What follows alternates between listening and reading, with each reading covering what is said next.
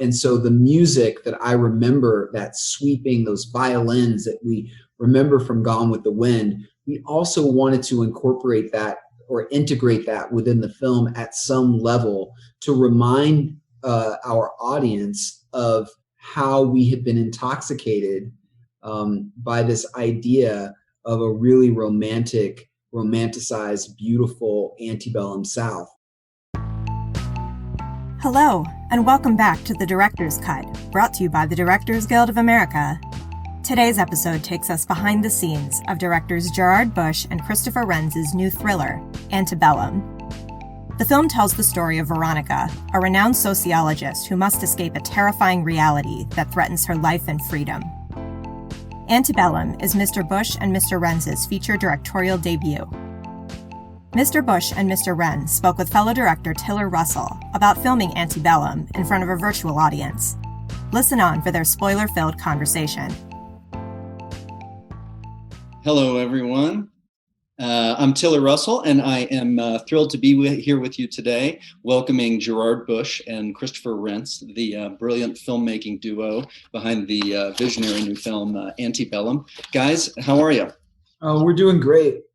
Yeah. Good. Hearing that music and that logo makes us miss going to these Q&As in person at that beautiful theater. Nice we get to contribute to the podcast, though. I know that I, for one, have been, frequently geeking out on it, having not being able to go to the screenings. It's nice to at least be able to hear people tell their stories and what it's like making these films. Yeah, couldn't agree more. So I wanted to start with something, which is I had read recently, there was a New Yorker article that was about Tarkovsky, and in it there was a beautiful quote that he had said, and it was something along the lines of, when a film is not a document, it's a dream. And I thought, watching your film, it really struck me as a dream, and the sort of like dreamlike nature of it, and then the dreamlike origins of the movie. I wonder if you could kind of talk us through a little bit about that initial flash and how it goes from a dream to a document to a movie. I think for Christopher and I, a lot of our inspiration does come from dreams, whether it's in a walking state, just allowing your mind to wander. But this particular dream or nightmare that I had, I would qualify it as a dream, but it felt like something so much richer in texture and really unique for me, because I wasn't at the center of the dream and I was observing it. I was observing this person, and that's what made it feel, if I would call it, extraordinary within the context of dreams that I have. It just didn't feel, it wasn't the sort of normal rotation of what I experience at night. But when the nightmare was over, I was so moved by it and moved into waking up that I used the notes on my phone to write everything down so that I could discuss it with C the next morning and figure out if this is something that would be interesting for a short story. But it was really important for us when we got into the script writing and what we wanted to see on the screen, that the film felt like, in many ways, a nightmare when it concludes, a nightmare that you wake up from. And I think that in many ways that can be compared to what Veronica and Eden, or Veronica Henley, went through as a character, as a person. Unfortunately for her, it was all too real. But for us, as a society, striking that empathetic chord and understanding what it must have been like for people that were stolen from their families, stolen from their homeland, and forced into free labor brutally, and not having any way to wake up from that nightmare. And so we wanted to communicate that on screen in some way that felt meaningful. Talk about, I was struck by the fact that technically it had, particularly that open, which I think we could spend the entire podcast just on that opening shot. And I'd love to sort of, have you guys take us through how you designed that, what it took to execute it, and specifically the way it kind of culminates in the use of I would say kind of the combination of silence and rage, right? Where sort of music is dominating instead of hearing production sound, and they're right from the beginning. You get this very visceral kind of impression of the silence of rage. And talk us through that as an idea and how you evoked the dreamlike nature of it, beginning with that bravura, amazing opening shot. Well, I think we always wanted to open the film at sunset and conclude it at sunrise, at the dawn of a new day. And that sounds great on paper, but that gives you, 2 goes at it per day for this 7-minute shot. And we have to say that it wouldn't have happened without our incredible AD, Gary Marcus, who's fantastic. But as far as the look and the feel of it, we kind of became obsessed with obtaining the lenses used to shoot Gone with the Wind, along with our cinematographer, Pedro Luke, who's incredible. And we finally found them, fit them to our cameras, and that was kind of the impetus for how we were going to execute that shot and start in the first 15 seconds where you think you're watching Gone with the Wind. And the rest of that shot is exactly how that romanticized version of the antebellum South was possible. And how did you begin to choreograph it? How long did it take you? Talk about working with your AD and sort of what is the process of that?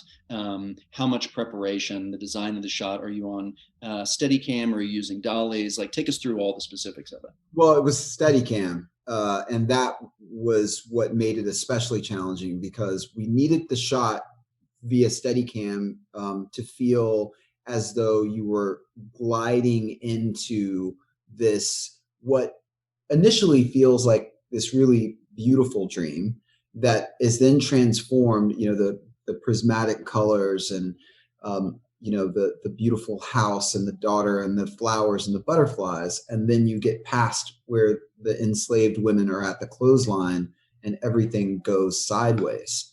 And so for us, in the conversations that we had with Gary Marcus and Pedro Luke and our crew about wanting to create something that felt operatic, we also wanted to tip the hat at Wagner a bit in terms of just the music and the score because of Hitler's obsession with Wagner.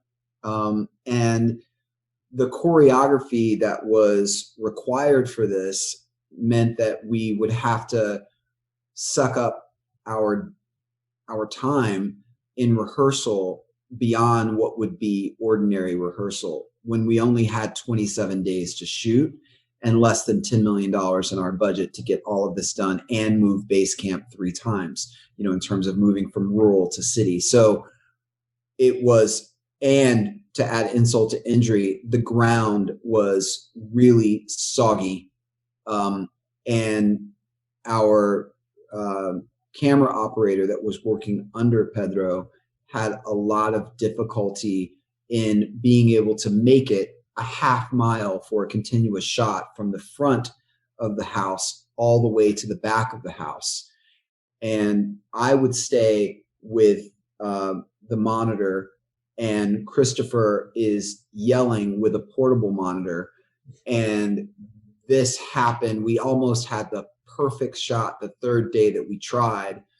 And it was like a Game of Thrones moment because someone had a Coca-Cola and they were in the shot and shouldn't have been there. And it was a crew member and we were right there. Like everything was perfect and it disintegrated at that point.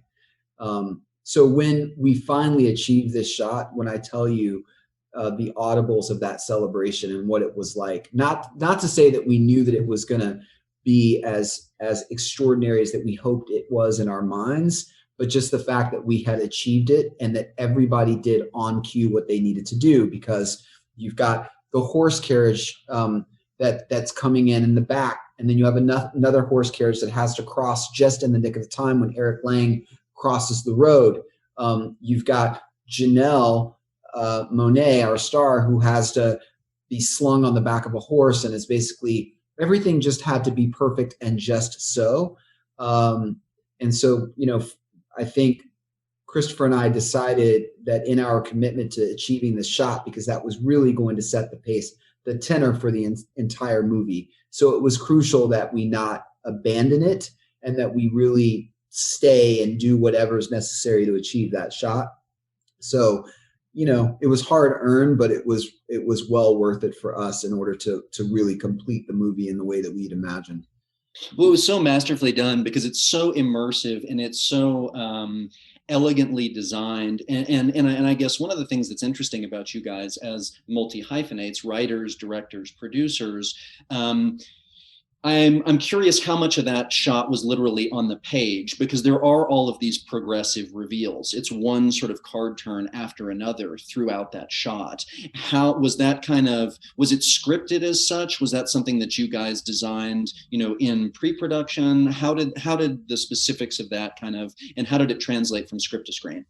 So our scripts are literally the roadmap for everything that we're going to do. So they kind of read in a way like a book. Even though it's the shooting script, to answer your question, it was in the script, every detail of what you were going to see in that shot. But we designed it in pre-production. We would spend 10 hours a day with Pedro designing the shot list to make it to make it perfect. And I mean, we spent a lot of time back in production getting prepared for that because we wanted it to feel, remembering that this is our first feature and, no one's ever heard of us. And we wanted to make very clear what our identity is as filmmakers from the very first frame, that you understood that you were going to have an experience. So much of what's happening now with streaming, and there's some really extraordinary films that you can access on streaming. Look at, theaters are closed, but even prior to that, I think you have a choice as a filmmaker whether or not you're going to create something that's for passive watching or something that really is an experience. And so this immersive shot that begins the film, not that we anticipated that we were not going to be in theaters at that point, obviously. We made the film for the theaters. We are advocates of the theaters, and we are proponents and champions of the theatrical experience. So we designed the movie to be seen in a communal experience in the dark with total strangers. But when you're watching it, you're immersed in something, and I hope. I watched Marlon Brando the other day, who was a thorn in the side of too many amazing directors, but for good reason, because he's was such a legendary actor. But he said, the goal is to prevent them from moving their hand from that popcorn to their mouths, to stop them from doing that. I don't want to hear any chewing. You're so absolutely immersed in what's happening. And so that's what we were looking to achieve with that shot. Well, you certainly did. It was absolutely brilliantly done. I had a conversation once with Peter Berg, the director, who said to me, when a movie really works, you have to it feels like somebody who knows what they're doing has grabbed you from the very beginning and is taking you very specifically to a very clear ending. And I literally just felt from that opening shot, like, wow, these guys have such a clear and sort of crystalline vision of what they're doing. So brilliantly done. Talk about the music, because I think that's also, a signature element of kind of making that shot work. It's very bold. You talked about the kind of nod to Wagner, but talk about working with your composer in that regard and kind of communicating. Are you using temp music? Are you guys, listening to things on set? Talk about that process. Yeah, Nate and Roman, we worked with. It was their first time composing any film.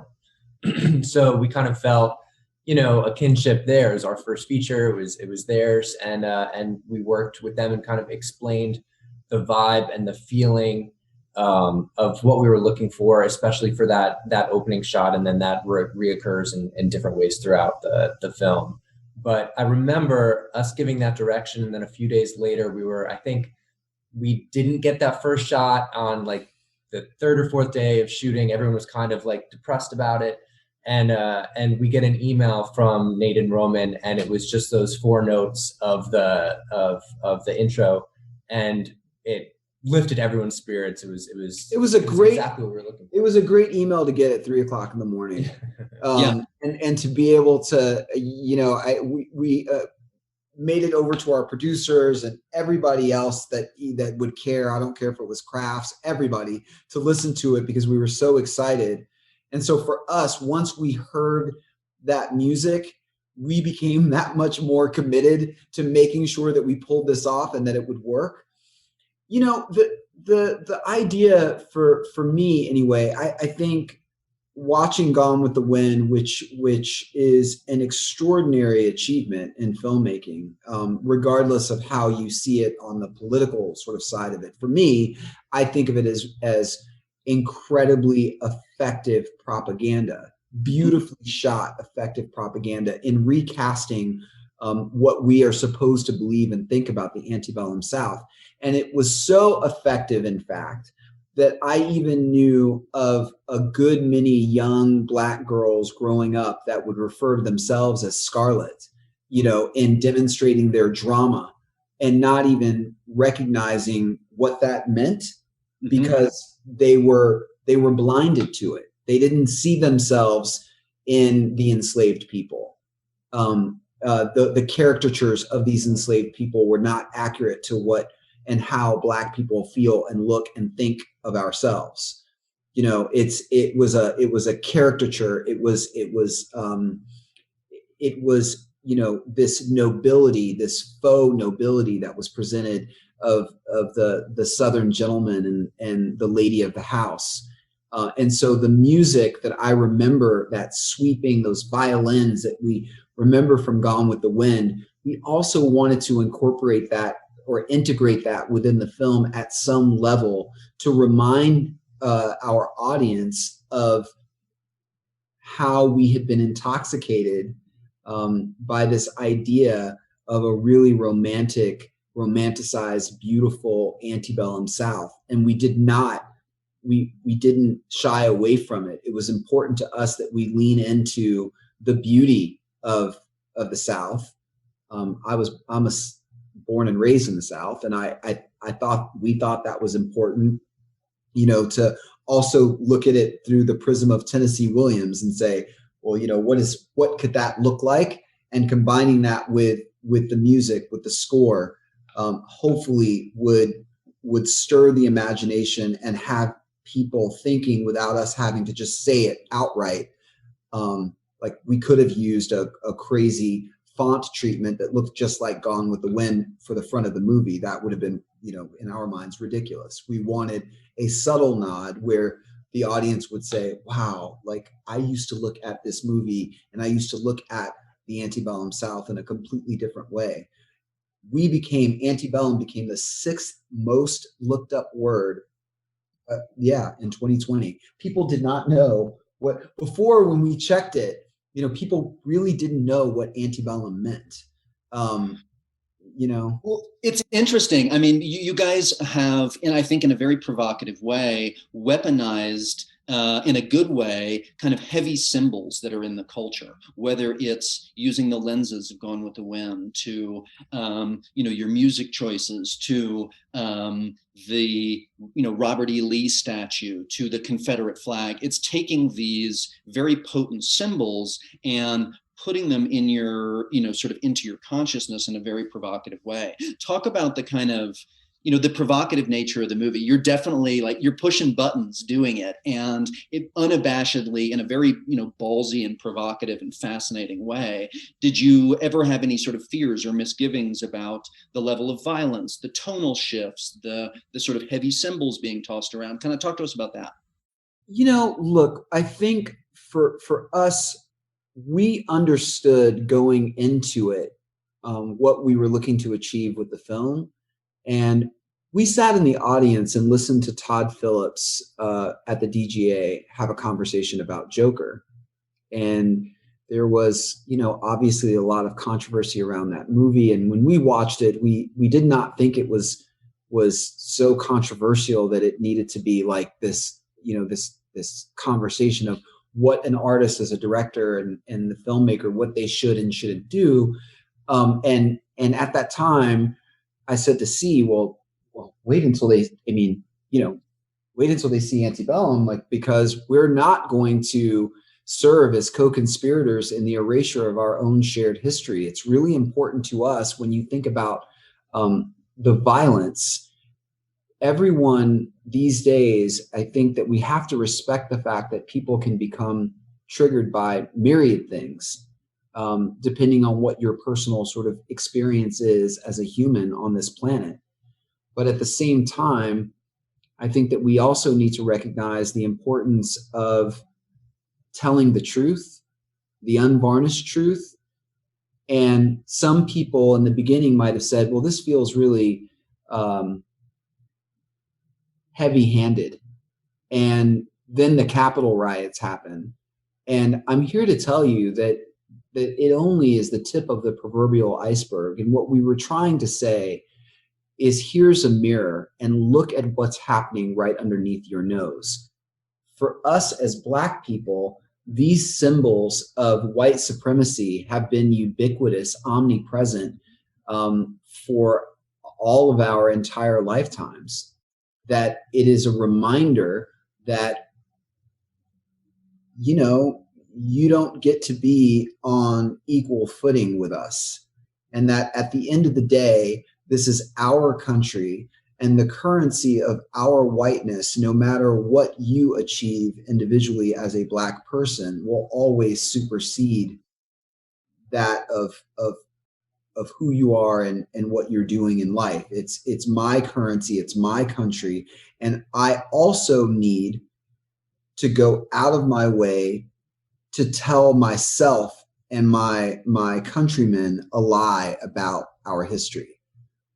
And we've all done a really good job, unfortunately, of supporting this lie up until now. I think we've got to dismantle all of that and tell the truth and confront it.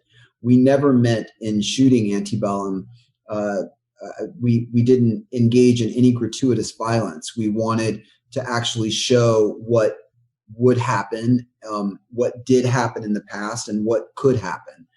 And so, our ardent hope is that people, the audience looks at it and feels like, absolutely, I had an experience. I think that it can be a tough watch. And I think that you have to be respectful of people and their unique experiences and perspectives and how they may be triggered by certain things. But you cannot allow the potential of someone feeling upset by seeing something for the truth to be a casualty of you trying to make something that makes people feel comfortable. I'm not trying to, and Christopher's not trying to make people feel comfortable. We're trying to do the exact opposite. We're trying to make you feel uncomfortable. To provoke you and to sort of to stimulate a reaction. There's no way to sit through your movie and be unmoved. You may viscerally react negatively, you may be put off, or you may sort of be, incredibly enveloped and moved and sort of, in tears at the end of it. But you're not going to watch this movie and say, oh, that was not an experience. It undeniably is. So, oh, well, that's a huge compliment, Tiller. Thank you very much. That's the point, is that we want people in all of our films moving forward. That's why it was crucial that we lay down the gauntlet with our first feature to say, this is who Bush and Renz are. And we're always going to ensure that our audience has an experience, and that you felt something, that you experienced something. And I think that it's also important. You and I were talking about something earlier, kind of offline, which I think is interesting to talk about, is that, yes, the beauty is made that much more I think the horror is made that much more horrific by the beauty.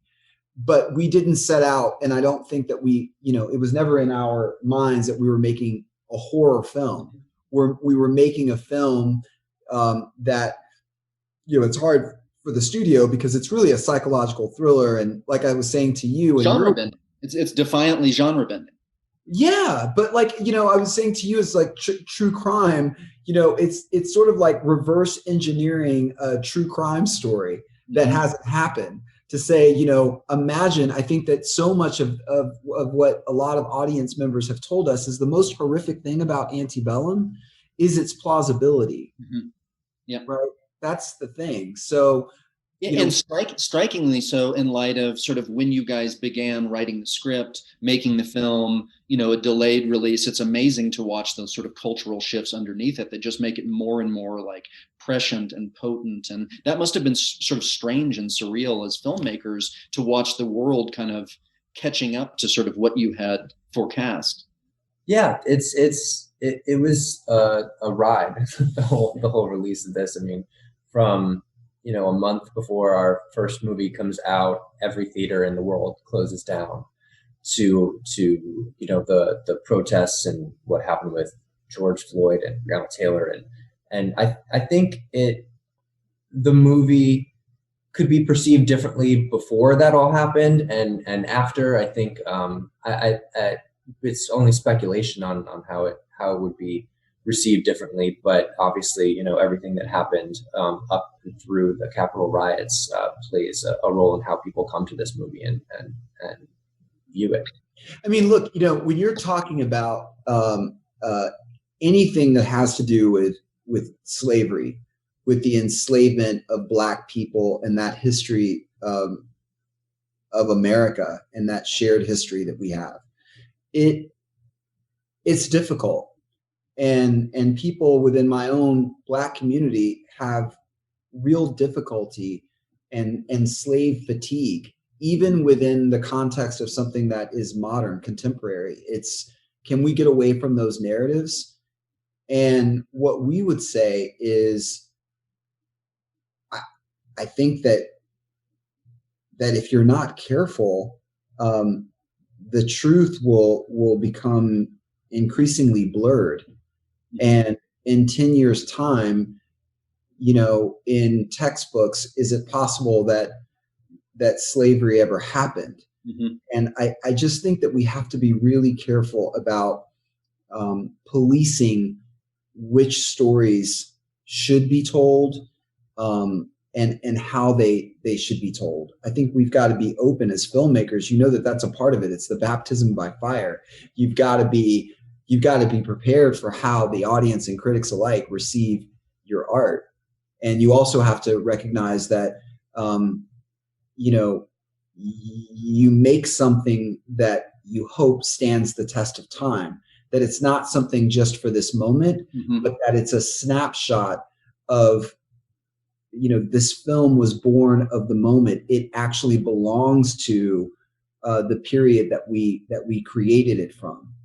And even if you look at Gone with the Wind, for instance, I think it's such an important time capsule, not only because of what the film is saying, but also what it's not saying, and its determination of Hollywood at that time and whoever was backing it to say it is important that we continue to support this false idea of the antebellum South. So much, in fact, that this is what we're going to create this movie that basically represents and recast the cruelty and the brutality that was the antebellum South. So I think Antebellum, it should be considered, we hope it will be its own time capsule, and people will go back and look at it, and it stands the test of time. You don't want to make something that's just for the moment, flash in the pan. It should be something that you really have thought about and that you want, to see it 20, 30 years from now, that you can look back and say, wow, this movie within the context of that particular period, I understand. Well, an interesting sort of point of that we've sort of neglected to this up until now, which I think is bears mentioning, is the massive tonal shifts in the middle of this movie. Suddenly in the middle of the movie, I find myself laughing my ass off, and that's such a dramatic kind of turn to take and card turn from the chronological shift from the past tense story to the contemporary story to the final blurring. Like, that's an incredible tightrope to walk, tonally, chronologically, and then with the sort of incredible payoff at the end. That's sort of where you get, where you understand the kind of liminal nature of it. Talk about making those turns. It felt like we filmed two different movies. By the time we finished all the work on the plantation, we got to New Orleans and downtown, and we brought in new cast that hadn't been a part of shooting on the plantation, and it felt incredibly different. And it needed to, and it was important. And I think that, we love Gabourey Sidibe. I think she's amazing. One of the reasons why it really just feels authentic, and she does such an incredible job of just bringing you in and making you feel a part of this group of women, and making it so it really hits you over the head even harder when it takes that final turn into the third act. We wanted to, when you think about enslaved people, we don't know about their stories before. Mm-hmm. Their surnames, their religion, their culture erased, mm-hmm. and permanently branded with a new surname and a new identity. And a part of the deliberate choice with the tonal shifts is to say, this is a person that is living her life, and this is what it looked like. And it was beautiful. She was someone's wife and someone's mother and a pillar of her community, and a thriving, a thought leader, a supporter of HBCU schools, just this really extraordinary person. And then stolen, plucked, and deposited in this nightmare. And that's what we wanted to demonstrate, so that when you got to the final scene of the film, when she's shedding it all and she's swinging that axe, and we have in the second act of the film, when she says to her daughter, Kennedy, when you look up in the sky and you see that big airplane, you'll know that's mommy coming home to you. And then when we conclude the film and the plane is flying over and it hits the edge and the screen goes black, that means that she is out of this nightmare. So those tonal shifts were really deliberate, and we wanted the audience to feel, well, this was her life before. The magic trick in the chronological order, it was imperative that we immerse and intoxicate the audience with the idea that they actually are in the antebellum South. That's not for the reason of a twist. It is to show people that just by shifting paradigm and what we choose to show you in a shot versus what we don't, you would absolutely believe that this is the antebellum South, and that you couldn't achieve that without starting from when Veronica Henley and all of her people were recaptured at the start of the film, and then we take you from when the phone rings and she's back in her apartment. We want it, or her townhome in DC. We want that disorientation. We want you to not quite know where you are, and understanding that what is reality and what isn't. And so the dream state versus reality, it was just something we really enjoyed playing with. And we had to be really persuasive with the studio about why we wanted to do that, and what you wanted to conceal and what you wanted to reveal, and when, and consequently what that impact on the audience is, right? Yeah, because it's really all about when you are going to provide certain information to the audience. It's crucial the time, the time within the film that you decide to reveal the information. And so for us, shooting it in this way, and we knew that it would feel really jolting, to the audience to go from, this antebellum South to this release and relief, this respite from all of this horror and intensity was quite deliberate. And I think, at least to some extent, it keeps some people, after they've had a hard, for some people it's difficult, those first 28 minutes. And so when you're in the modern era and you get this break from that, but you also see her, Veronica Henley, in all of her glory, and you understand the tragedy of what was lost in stealing or trying to steal this woman's humanity. How did you map the performance with Janelle? Because it is such like those card turns and your ability to connect with her in the different sections of the movie, because you literally can't tell where the movie is going. And yet there's a beautiful consistency of character and kind of progressive reveal, such that when I got to the end, I was like, oh, I need to go watch the beginning of this movie again and rewatch the opening shot. Talk about sort of mapping that out with her and sort of having how you achieved the continuity and evolution of the performance with Janelle. I don't know if we've mentioned this before, but we have had an obsession with Abby Phillip from CNN for a while before even the rest of the world discovered her. And what we really appreciated about her was this quiet power that Janelle also shares that quality in. There's a quietness. I mean, people know about Janelle Monáe as the electrifying performer on stage. But she has a furnace that burns within her that is veiled by this quiet and composed veneer. And that is probably the primary reason that we were so excited about having her in this role, because that is the consistency that you're talking about. That thread is that Veronica she has a certain agency over herself and her life and the way that she comports herself.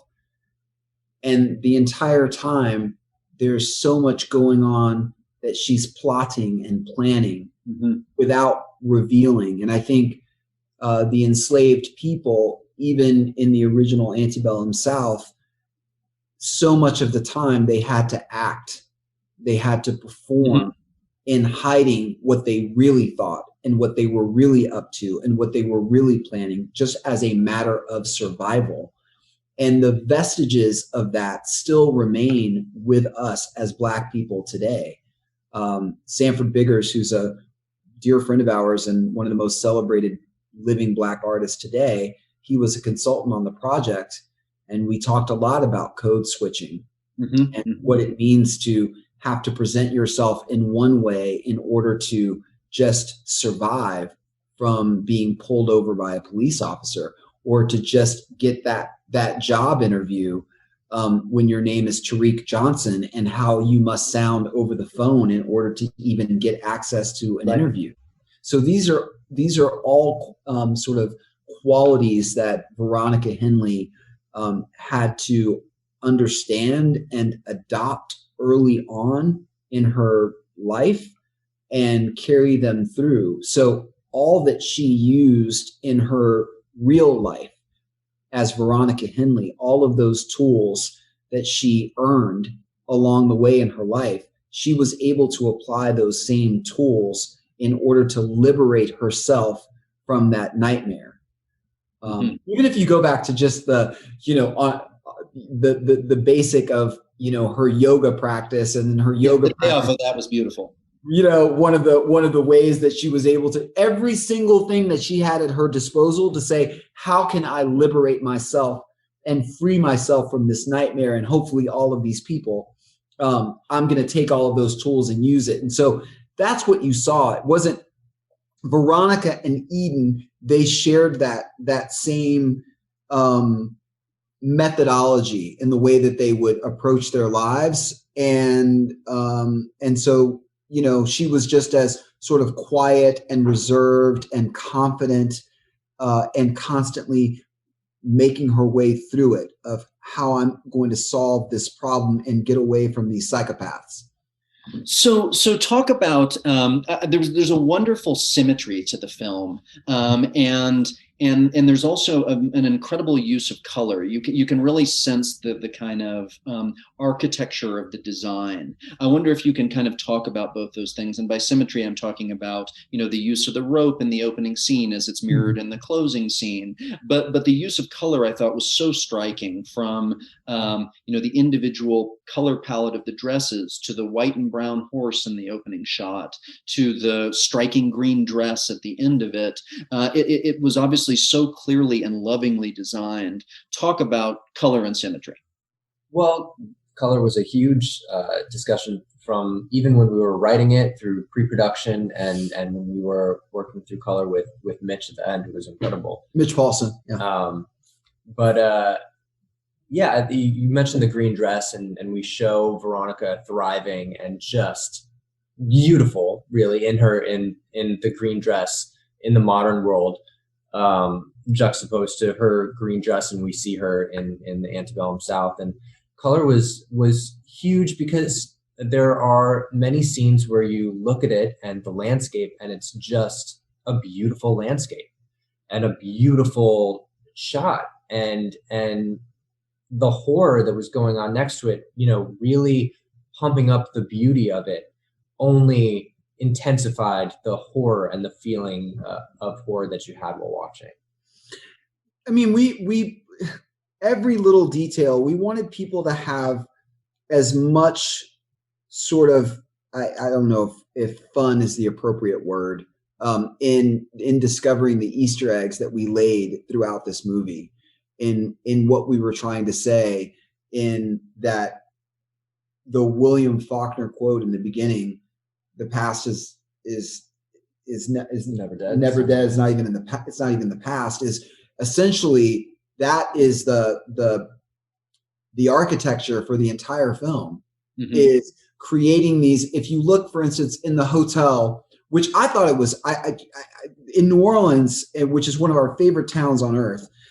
We went to this hotel, and they had this beautiful mural painting of these women sitting in front of a plantation that looked almost identical to where we shot Antebellum. And they were picnicking with Dom Perignon, and they had their big ball dresses on, and the Southern gentlemen were on their horses. And we said, well, that's exactly Antebellum. But more than that, here it is that you've got people like myself that are in a lounge in an upscale hotel having to look at this mural in the backdrop, and it is right under your nose. It's all around you. So when you look at Veronica Henley at the hotel, when she's asking for the concierge to make a reservation for her, and the woman who is the microaggression that takes place right behind her is a painting of a plantation. Mm-hmm. And she's also the same woman that was in the tent that was walking with Jenna Malone. And you'll miss it if you don't pay attention. So all of those Easter eggs, those were built within the script. And we worked very closely with our producers, Zev Foreman and Sean McKittrick and Ray Mansfield. We wanted to really and Sanford Biggers, our consultant on the art side, and Jeremy Woodward, who is just an extraordinary production designer, to make sure that throughout the film, you knew, hopefully, as an audience member, that you need to be alert and active, because everything means something, and all of these symbols are tied together in some way. And so I'm so happy to hear that you, as a fellow filmmaker, even noticed that, because it meant so much to us as the architecture of the film. And in terms of the Technicolor, we wanted this sort of Technicolor, super vivid, when we're talking about the Antebellum sort of plantation. And then we wanted something that felt obviously more desaturated and almost a little bit grainy, like a 70s film quality for that second act. And then we wanted to come back to something that, yes, you're back in the Antebellum South in that plantation, but you're back with different information.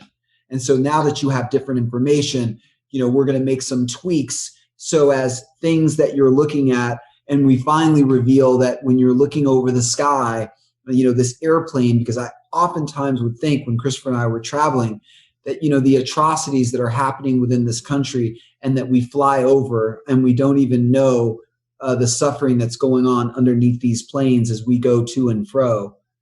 And I can't imagine anything more horrific than being kidnapped and enslaved in a modern context, and being in a place you don't know where you are. And these people are obviously completely out of their minds. It is a collective psychopathy that has happened.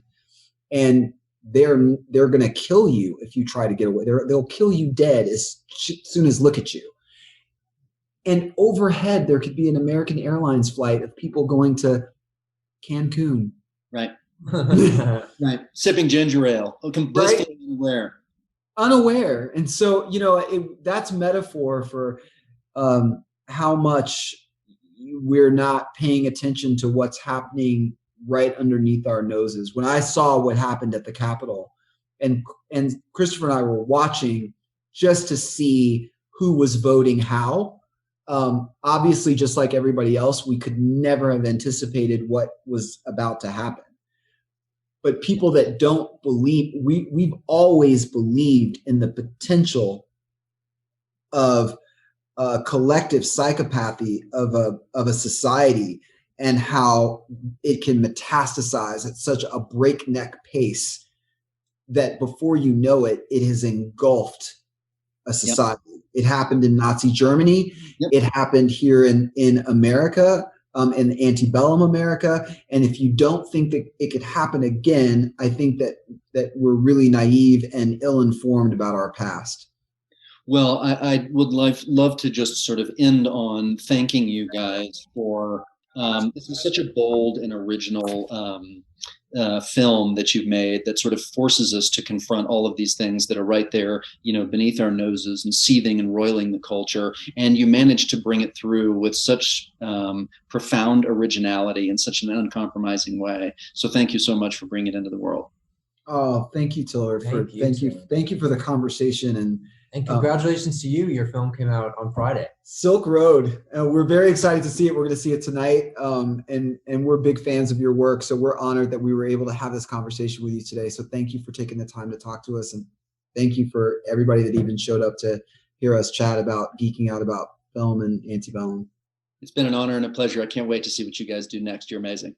Oh, thank you. You too. Thank you. Take care, you guys. Thanks for listening to another DGA Q&A. If you'd like to hear more, The Director's Cut is available wherever you listen to podcasts.